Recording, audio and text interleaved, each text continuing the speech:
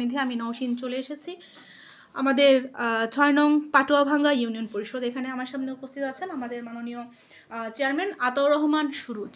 আপনাকে অসংখ্য ধন্যবাদ জানাচ্ছি। সুরুজ ভাই, আমি আপনার কাছে জানতে চাচ্ছি যে ৬ নং পাটুয়াভাঙ্গা ইউনিয়ন পরিষদের আপনি চেয়ারম্যান হিসেবে কবে এখানে আপনি দায়িত্ব পালন করছেন এবং সেই ক্ষেত্রে আপনার অনুভূতিটা কেমন লাগছে?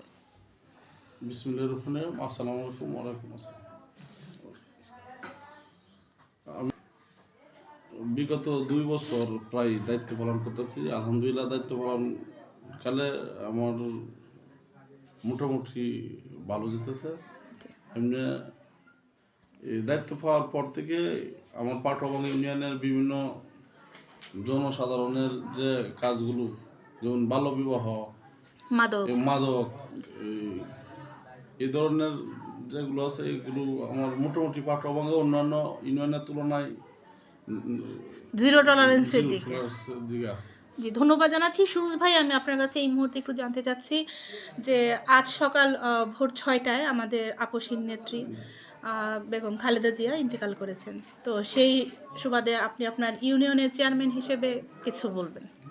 জি, আজকে সকাল দিকে প্রায় ৬টার দিকে এই খবরটা শুনে আমার অত্যন্ত দুঃখের বিষয় যে অনেক খারাপ লেগেছে।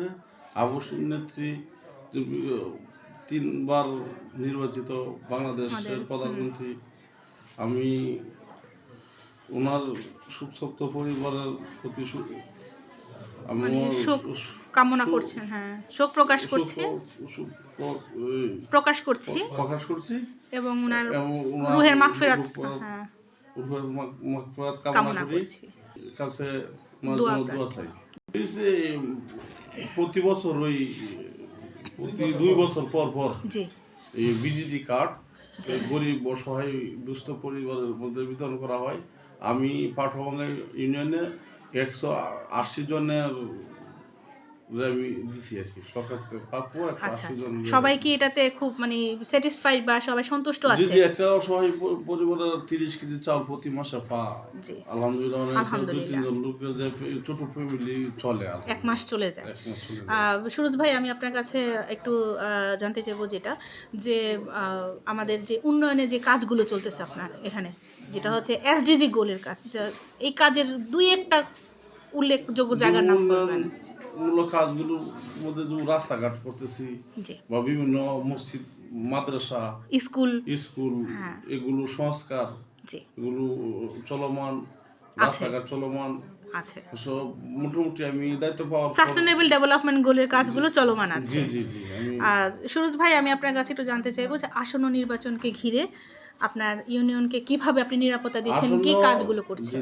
আসন্ন নির্বাচনকে ঘিরে আমার পাটুয়াভাঙ্গায় কোনো ধরনের বিশৃঙ্খলা নাই। হ্যাঁ, যেমন উৎসবমুখর এই বিগত অনেক বছর যাবৎ মানুষে সঠিকভাবে ভোট দিতে পারতেছে না, এই আঙ্গিকে বর্তমানে সকলে উৎসবমুখরভাবে যে ভোট দিব এমন ধরনের সেই পরিবেশটা আপনি সৃষ্টি করার চেষ্টা করছেন। আমি আমার যে পাটুয়াভাঙ্গা ইউনিয়নটা অন্যান্য ইউনিয়নের থেকে যে ডেভেলপ করতে পারি, যেমন বাল্যবিবাহ, মাদক, ইফটিজিং, নারী শিক্ষা, রাস্তাঘাট, কালভার্ট, বিভিন্ন প্রতিষ্ঠানের উন্নয়ন যে করতে পারি, অন্যান্য 10টা ইউনিয়নের আমার ইউনিয়নটা আদর্শ মডেল ইউনিয়ন হিসেবে ফাঁকুন্দে থানা আমাদের যে একটা উন্নয়নমূলক বা মডেল ইউনিয়ন হিসাবে রূপান্তরিত করবো, এটি আমার লক্ষ্য।